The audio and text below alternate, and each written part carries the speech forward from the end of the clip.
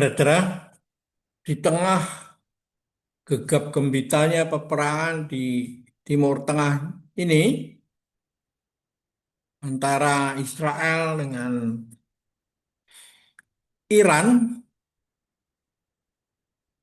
masing-masing mempunyai sekutunya sendiri-sendiri, maka tepat sekali kalau kita bacakan pandangan Bapak Dr. Insinyur Sesrono Yudohusodo dalam buku Bhinneka Tunggal Ika untuk Dunia.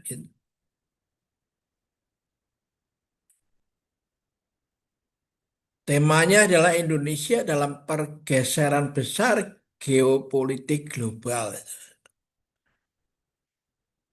Pak Siswono Yudohusodo adalah Ketua Dewan Pembina Yayasan Pendidikan Universitas Pancasila. Tahun-tahun belakangan ini, geopolitik global mengalami pergeseran besar. Meletusnya perang Rusia-Ukraina adalah penanda paling nyata dari terjadinya pergeseran besar geopolitik global itu.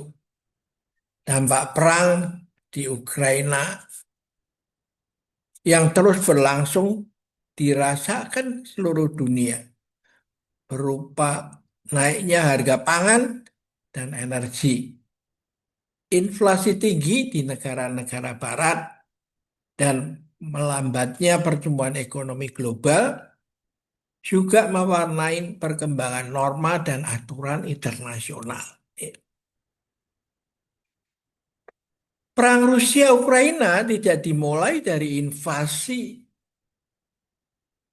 pasukan Rusia pada tanggal 24 Februari 2022 lalu, tetapi sejak invasi dan aneksasi atas semenanjung Crimea yang mayoritas populasinya beretnik Rusia di Laut Hitam di tahun 2014 yang sangat strategis bagi Rusia, ya. Alasan Rusia mengambil langkah perang terhadap Ukraina adalah karena AS dan Barat telah memelihara apa yang disebut sebagai mentalitas perang dingin, ditandai dengan bukan saja tetap eksisnya NATO, tetapi juga terus berekspansinya NATO ke perbatasan Rusia. Maka hampir seluruh negara bekas anggota Pakta Warsawa dan beberapa negara bekas Uni Soviet bergabung dengan NATO. NATO yang didirikan tahun 1949 awalnya beranggotakan 12 negara, yaitu Amerika Serikat, Kanada, Inggris, Belgia, Denmark, Prancis, Islandia, Italia, Luxembourg, Belanda, Norwegia, dan Portugal. Lalu pada tahun 1952 bergabung Yunani dan Turki. Disusul kemudian Jerman Barat di tahun 1955 dan Spanyol tahun 1982. Sampai berakhirnya Perang Dingin. NATO hanya beranggotakan 16 negara.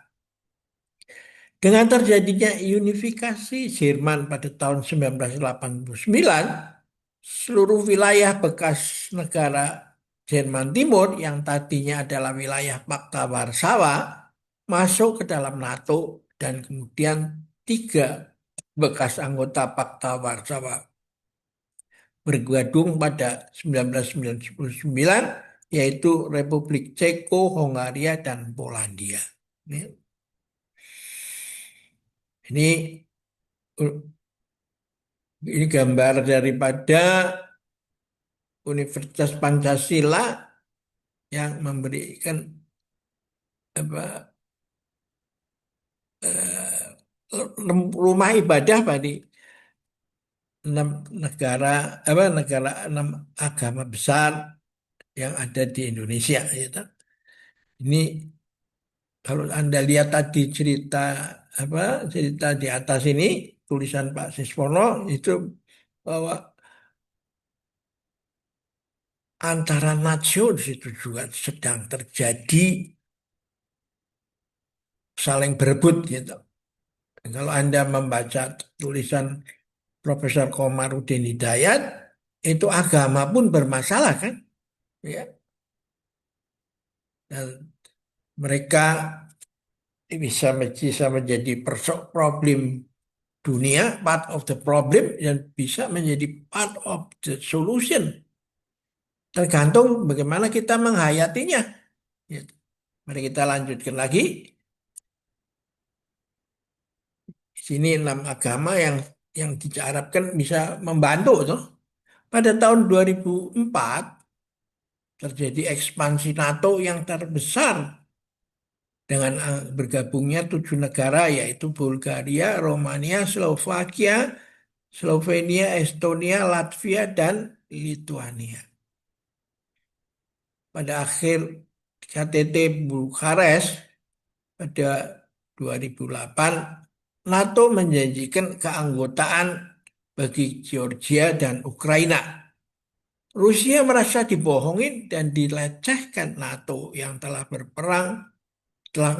terang-terangan ingkar janji soal tidak akan ekspansi ke Eropa Timur. Jadi NATO itu Rusia merasa apa, dibohongi dan dilecehkan NATO.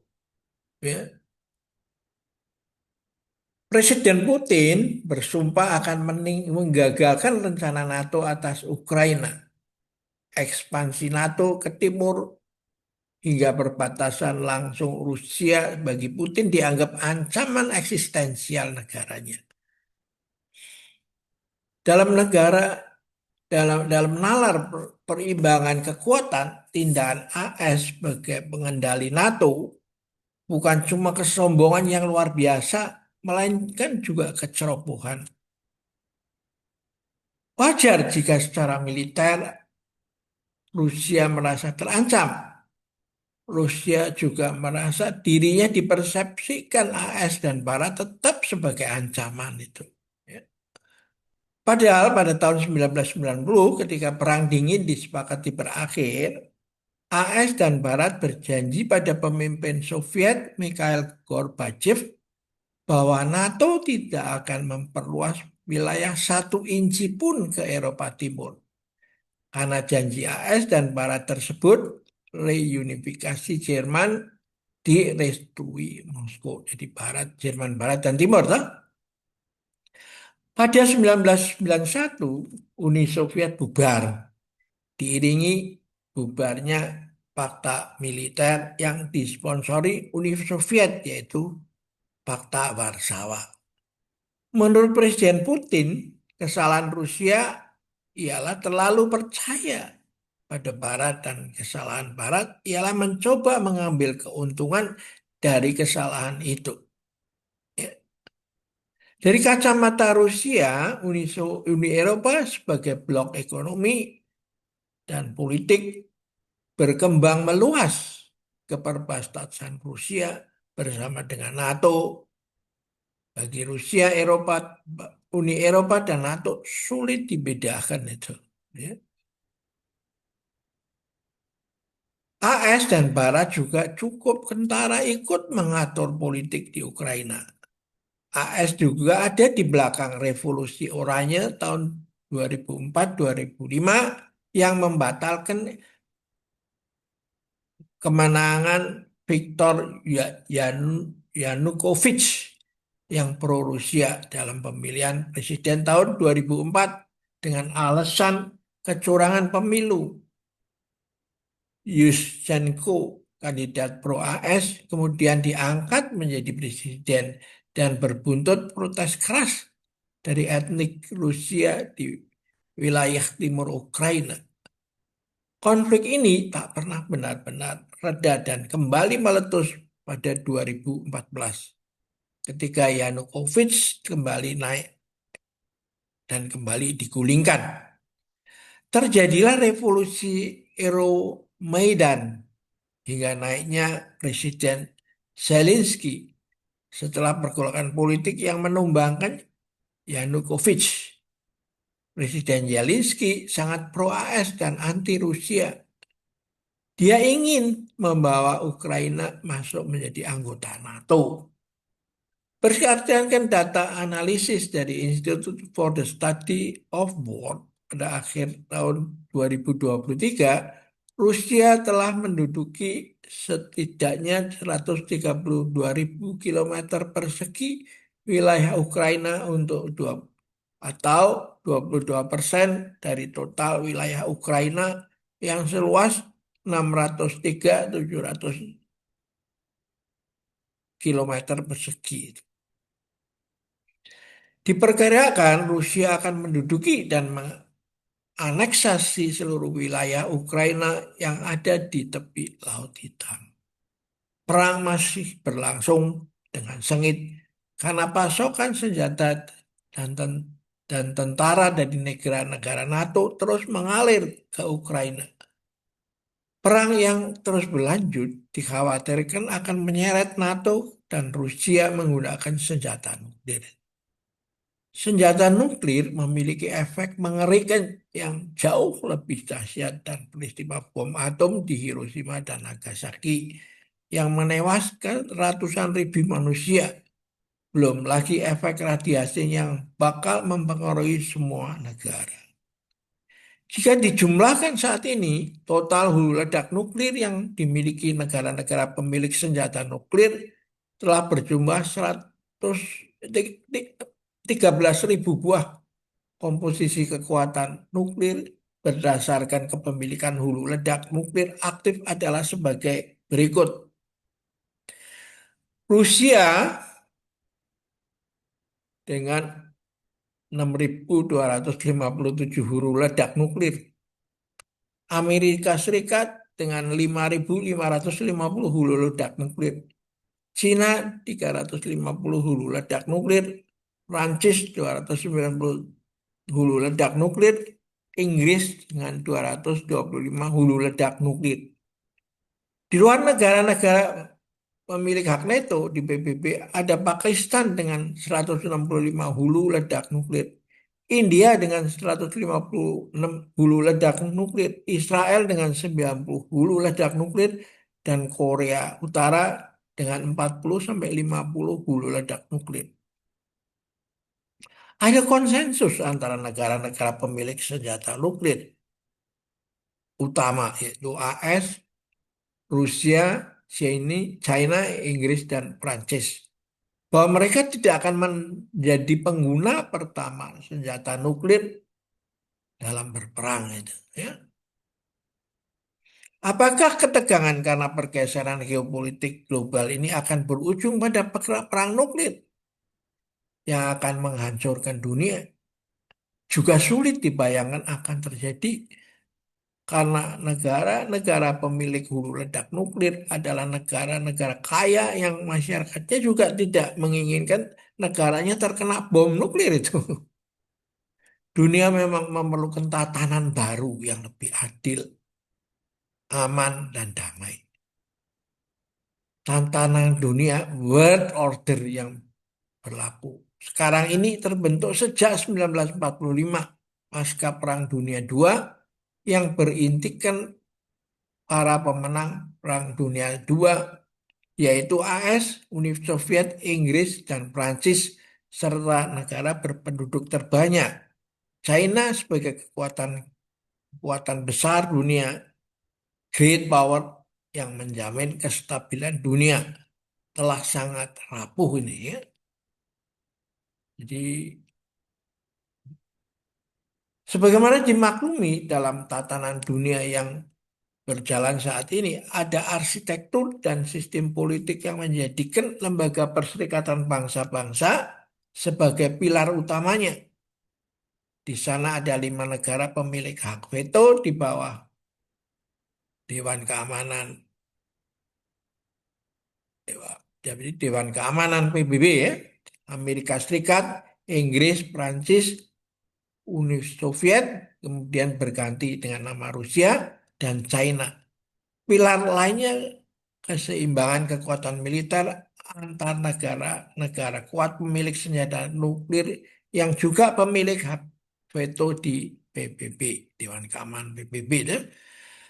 Dalam kesepakatan antar kekuatan besar setelah Perang Dunia II itu disepakati bahwa keputusan atas masalah-masalah internasional termasuk mengenai nasib suatu bangsa atau status politik suatu wilayah harus disepakati di Dewan Keamanan PBB.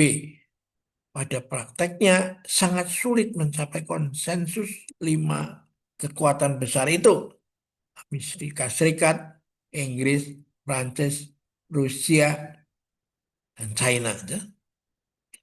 Sejarah menunjukkan bahwa dunia pernah mengalami situasi bipolar yang merupakan wujud persaingan antara blok barat yang dipimpin oleh AS dan blok timur yang dipimpin oleh Uni Soviet dan China. Persaingan keras dua blok itu disebut Perang Dingin dan di seluruh dunia ditarik dalam dua kutub yang masing-masing dipimpin oleh AS dan Uni Soviet bersaing dalam bidang ideologi, politik, militer, dan ekonomi. Secara ideologis, blok barat mempromosikan liberalisme, kapitalisme, desentralisasi, federalisme, dan blok timur mempromosikan komunisme, sosialisme, sentralisme. Seluruh negara di dunia terpengaruh oleh polarisasi ini. Asia, Afrika, Amerika Latin menjadi arena pertaruhan yang sengit apabila ada pemerintahan pro-barat berkuasa, oposisinya langsung didukung oleh Uni Soviet dan CS-nya ya. Dan kelompoknya didorong untuk melakukan kudeta atau pemberontakan bersenjata. Begitu juga sebaliknya. Persaingan militer berpusat di Eropa ketika negara-negara blok barat berhimpun dalam aliansi militer NATO pimpinan AS. Sementara negara-negara blok timur membentuk Partai Warsawa dengan pimpinan Uni Soviet. Di era bipolar ini, AS dan Barat selalu memimpin dalam bidang ekonomi. AS mengalami posisi sentralnya dalam perekonomian dunia dengan menjadi motor pembentukan sistem ekonomi moneter, perdagangan, dan keuangan internasional baru pasca Perang Dunia Kedua, disebut dengan sistem Bretton Woods yang menyepakati posisi dolar AS sebagai mata uang tunggal internasional. Pembentukan IMF yang berpusat di Washington sebagai lembaga penjaga keberlangsungan sistem ekonomi internasional dan berdirinya Bank Dunia dalam bentuk International Bank of Reconstruction and Development serta Organisasi Perdagangan Dunia yang pada awalnya dirancang dalam bentuk International Trade Organization tetapi kemudian muncul dalam bentuk Central Agreement in Tariff and Trades GATT pada 1947. WTO yang dibentuk pada tahun 1995 adalah kelanjutan dari kesepakatan GATT tersebut. Gitu. Di sisi lain, AS juga membentuk Marshall Plan, program dukungan keuangan besar-besaran dari AS untuk membantu kembali ekonomi Eropa setelah akhir Perang Dunia II. Dimulai pada bulan April 1948 dan setelah 4 tahun rencana itu operasional, perekonomian setiap negara peserta telah melampaui tingkat sebelum perang. Belum perang itu, AS juga membantu Jepang memulihkan ekonominya dan juga sukses. Gagasan liberalisasi sistem keuangan dunia yang mencanangkan bentuk tata perekonomian dunia berdasarkan taktik dan teknik neoliberal yang muncul tahun 1980-an sebagai kesepakatan Presiden AS Ronald Reagan dan Perdana Menteri Inggris Margaret Thatcher yang disebut sebagai konsensus Washington semakin membuat peranan AS tetap menonjol dalam sistem keuangan dunia. Hal mana terlihat dari pusat operasi korporasi keuangan yang bermarkas di Wall Street, New York, dan didukung oleh Lombard Street di London, dan kemudian kehadiran negara-negara non-tax haven seperti Singapura, Hong Kong, dan 33 teritori koloni Inggris. Pengeluh AS di bidang ekonomi juga terjadi karena adanya kelompok G7 yang beranggotakan AS, Inggris, Jepang, Prancis, Jerman, Kanada, dan Italia yang dibentuk tahun 1975. G7 telah menjadi pengendali pergerakan ekonomi dunia dan pusat pengembangan ilmu pengetahuan dan teknologi maju untuk waktu yang lama. Dalam era bipolar itu, secara ekonomi, blok barat terus mendominasi perekonomian dunia. Amerika Serikat adalah penentu pergerakan ekonomi dunia. Uni Soviet dan negara Eropa Timur yang mendirikan persekutuan ekonomi pada 1949 yang disebut Council of Mutual Economic Assistance,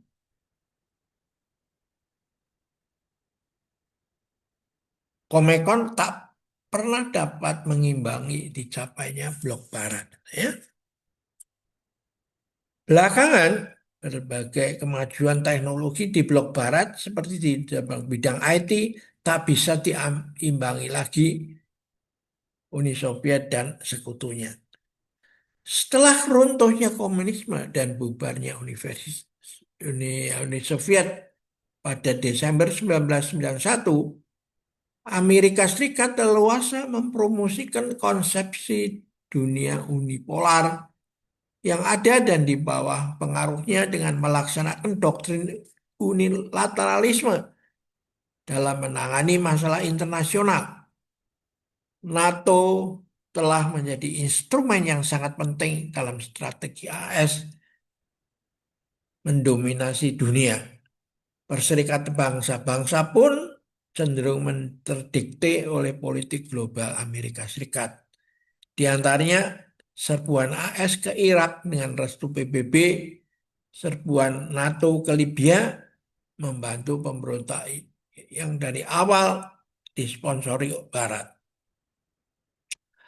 AS menjadi polisi dunia, menetapkan negara mana yang salah dan harus dihukum. AS dapat melakukan itu karena fakta yang tidak ada menunjukkan bahwa AS adalah sebuah kekuatan yang besar, terutama karena faktor ekonomi sejak Perang Dunia Kedua dan kekuatan militernya. Ya. Hingga sekarang, dolar AS tetap merupakan mata uang paling berpengaruh, meski euro dan yen serta renminbi, jadi RRI terus meningkat. Gitu. Sekarang sedang terjadi perubahan geopolitik global.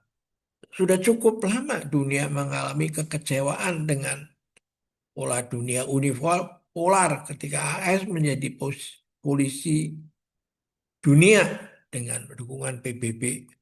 Baru-baru ini Israel menyerang kedutaan besar Iran di Damaskus, Suriah, dan PBB diam atas penyerangan semena-mena itu.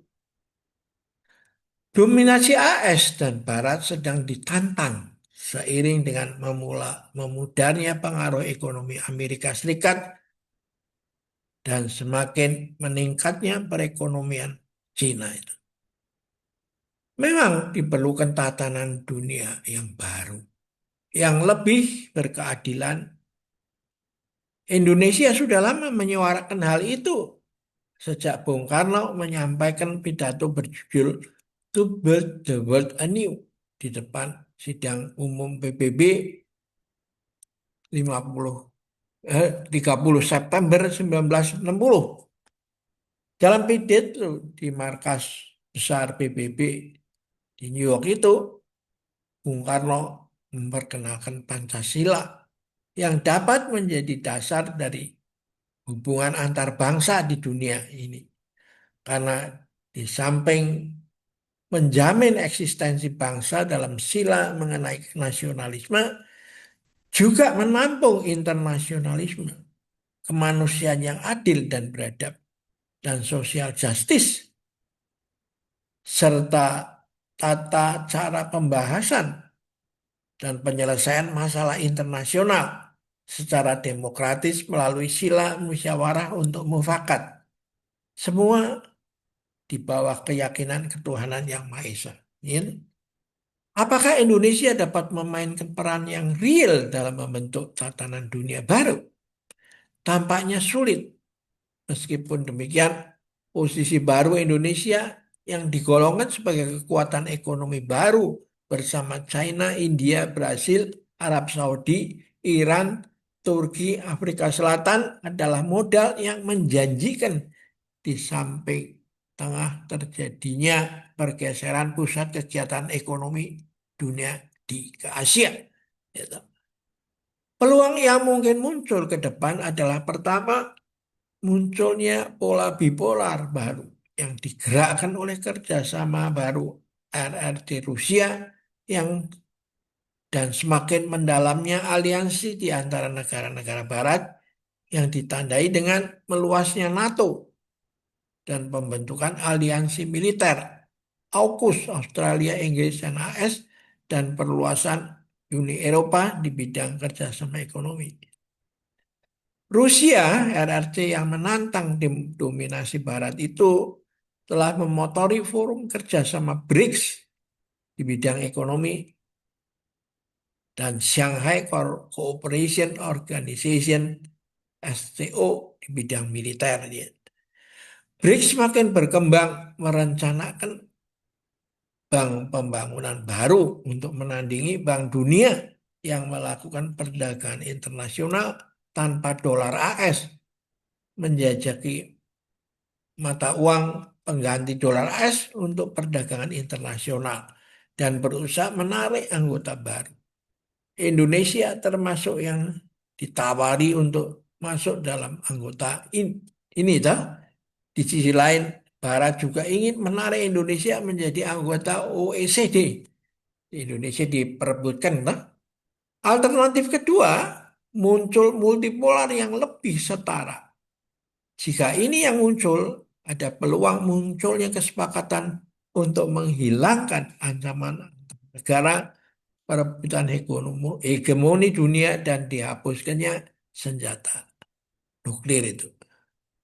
Kishore Mahbubani, seorang diplomat senior Singapura, menyampaikan suatu pemikiran yang menarik karena kawasan Asia Tenggara terbukti dapat menjadi contoh penghindaran perang antar negara. Setidaknya dari tahun 1970, Asia Tenggara telah menikmati suatu periode perdamaian yang panjang tanpa perang antar negara. Kawasan yang dihuni 660 juta orang penduduk ini memiliki keragaman yang luar biasa, baik dari segi ras maupun etnik. Sementara dari segi agama, ada Islam, Hindu, Buddha, Kristen, dan Katolik. Bahkan ada juga komunis. Asia Tenggara adalah wilayah strategis yang tadinya juga menjadi objek perebutan kekuasaan negara-negara besar yang melakukan kolonialisme. Indonesia dikuasai Belanda, Myanmar, Malaysia, Singapura, dan Brunei Darussalam oleh Inggris, Filipina oleh Spanyol, dan Amerika Serikat, Vietnam, Laos, dan Kamboja oleh Prancis, dan Timor Leste oleh Portugal. Asia Tenggara telah belajar dari pengalaman masa lalu ini. Sehingga ketika gejala perebutan hegemoni muncul lagi antara AS, Rusia, dan China, maka seluruh Asia Tenggara bermain cantik sebagai sebuah kolektivitas dalam ASEAN yang membina hubungan baik dengan kekuatan-kekuatan besar yang bersaing itu. Seluruh negara Asia Tenggara tidak ingin menjadi proksi dari kekuatan besar yang ada dan berseirama untuk menolak tata dunia yang berdasarkan hegemoni. Tantangan dunia ini memang dirasakan sudah tidak nyaman sejak dulu karena pendekatannya adalah hegemoni. Kekuatan-kekuatan besar itulah yang mendorong lahirnya Konferensi Asia Afrika tahun 1955. Selanjutnya gerakan non-blok yang ingin melepas dari pengaruh kebersaingan ideologi blok Barat yang dipimpin AS dan blok Timur yang dipimpin Uni Soviet. Ya. Alternatif mana yang akan terjadi akan mempengaruhi perkembangan negara kita. Dalam hal ini harus selalu diingatkan sejarah bangsa kita dalam berinteraksi dengan negara-negara Barat. Kita pernah menjadi korban pertarungan superpower masa lalu. Wilayah timur Indonesia, Kepulauan Maluku, Pulau Timor pernah diperebutin oleh Spanyol dan Portugal. Inggris pernah menguasai Bengkulu dan melalui perjanjian di antara para superpower masa lalu itu tanpa melibatkan kerajaan-kerajaan di Nusantara. Akhirnya Inggris mendapatkan Singapura, Brunei, Sarawak, dan Sabah. Spanyol mendapatkan Filipina, Portugis mendapatkan separuh dari Timor, dan wilayah Nusantara di tangan Belanda. Melalui perjuangan politik, peperangan, dan diplomasi, akhirnya terbentuklah Republik Indonesia di wilayah Nusantara, bekas jajahan Belanda yang diproklamasikan tahun 1945, memanfaatkan momentum menyerahnya Jepang kepada sekutu. Kemerdekaan itu harus dipertahankan melalui perang kemerdekaan yang menuntut banyak pengorbanan karena penjajah ngotot ingin kembali menjajah. Setelah pengakuan internasional diperoleh pada akhir tahun 1949, negara baru ini mengalami pemberontakan seperti DITII, RMS, PRRI, dan Permesta, dan mendapat backing dari negara-negara kolonial. Sampai sekarang kita harus tetap waspada karena banyak negara tidak ingin Indonesia menjadi negara yang kuat, maju dan sejahtera. Justru karena kita kaya sumber daya alam di darat maupun di laut. Juga karena letak geografis kita yang amat strategis di antara dua benua, Australia dan Asia, di antara dua samudra besar, Hindia dan Pasifik. Semua kekuatan besar di dunia selalu ingin mengendalikan wilayah ini dari dari dahulu kala sampai sekarang. Saat ini, pada tingkat negara, Indonesia juga menghadapi resiko timbulnya perang di Lautan Cina Selatan dan Selat Taiwan. Kita berharap interdependensi ekonomi antara Taiwan dan RRC akan menekan potensi konflik militer. Banyak investor Taiwan menanamkan modal di RRC dan mendapat keuntungan yang besar. Di sisi lain, banyak produk RRC dijual di pasar Taiwan. Dengan semakin majunya RRC, banyak orang Taiwan yang mengagumi RRC, bahkan partai Kuomintang yang tadinya memusuhi RRC, sekarang adalah kekuatan politik Taiwan yang sangat dekat dan menginginkan reunifikasi dengan RRC. RRC cukup membuat negaranya semakin maju dan sejahtera untuk jadi magnet reunifikasi dengan Taiwan.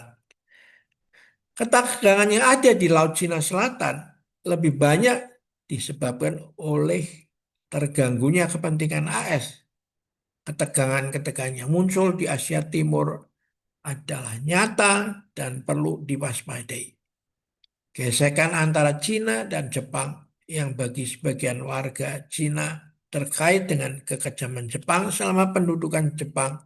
Begitu juga ketegangan Korea Utara dan Korea Selatan.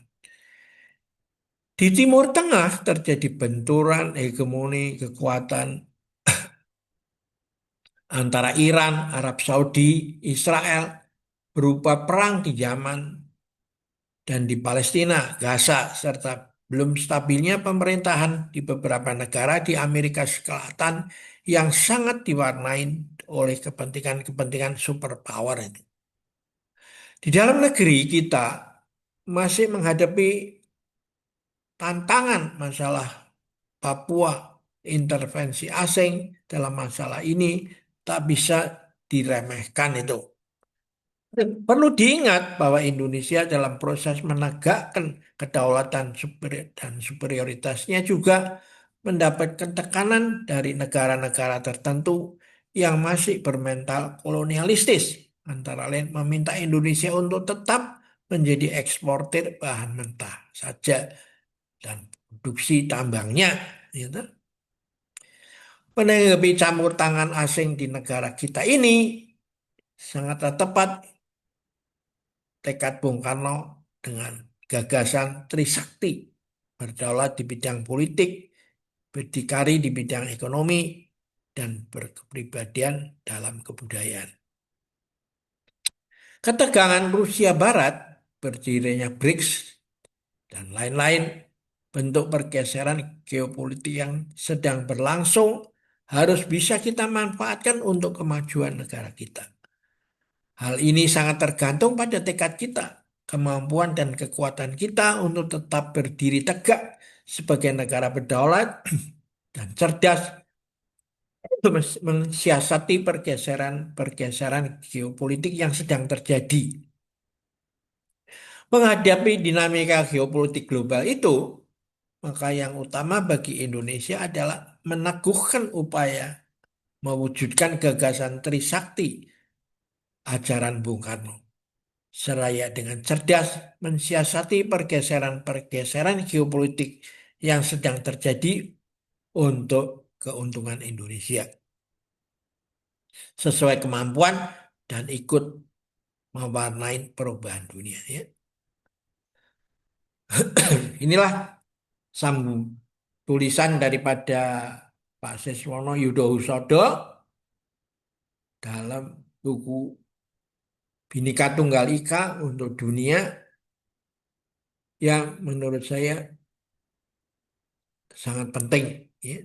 Jadi kita melihat ada masalah pergeseran politik dunia, masalah hubungan antar agama, ya, dan Indonesia bersama dengan ASEAN bisa mengambil peranan yang positif ya.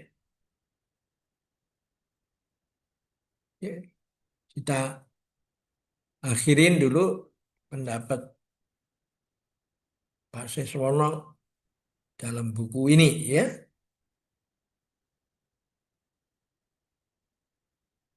Yang sampulnya depannya adalah ini dan sampul belakangnya, sampul di dalamnya bagian dalam ya.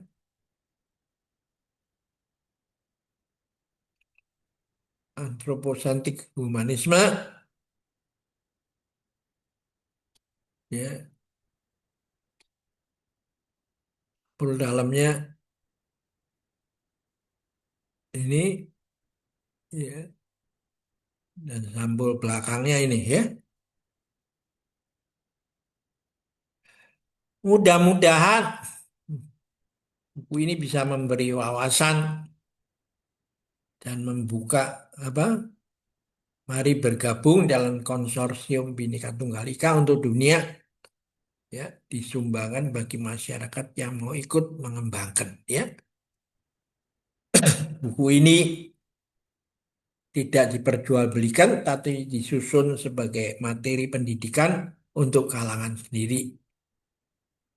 Buku ini disumbangkan kepada yang berminat mengembangkan wawasan Bhinneka Tunggal Ika untuk dunia. Menjadi forum curah pendapat berkesinambungan melalui e-book dan Zoom menuju Indonesia Emas 2045. Bebas dikutip setelah memberitahu identitas dan tujuannya. Kami menerima sumbangan tulisan untuk diunggah setelah penulisnya mendapatkan izin dari pemilik hak cipta. Ilustrasi dikutip dari berbagai sumber di internet sebagai pelengkap tulisan. Edisi pertama ini sebagai permohonan untuk mengutip tulisan bagi yang belum diketahui sumbernya, kami akan mencantumkan nama dan ucapan terima kasih, ya toh.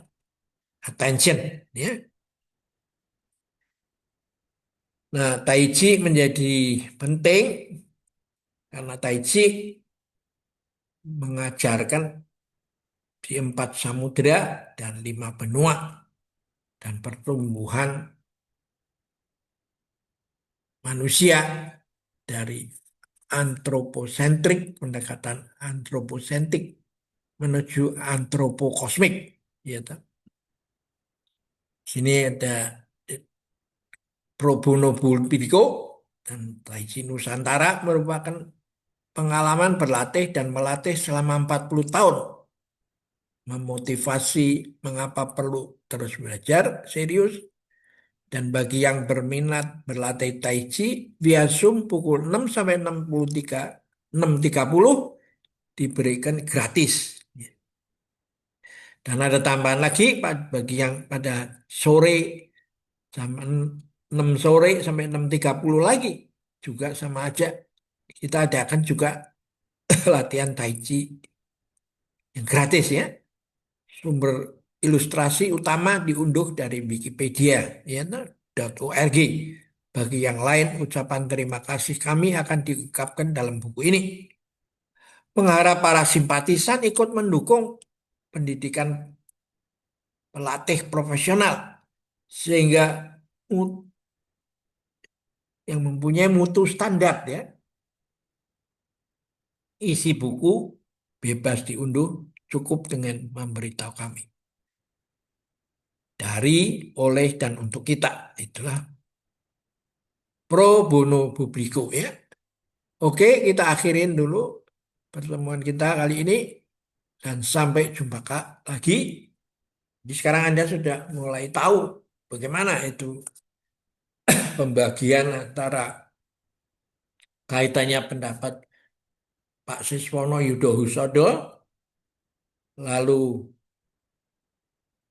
Profesor Komarudin Hidayat dalam bidang apa agama dunia, dan Profesor Gumilar dari alumni Lemhanas yang membahas tentang eh, rekonsiliasi antara Vatikan dengan Islam dengan di Al-Azhar ya. Oke, kita akhirin dulu sampai di sini dan sampai jumpa lagi ya.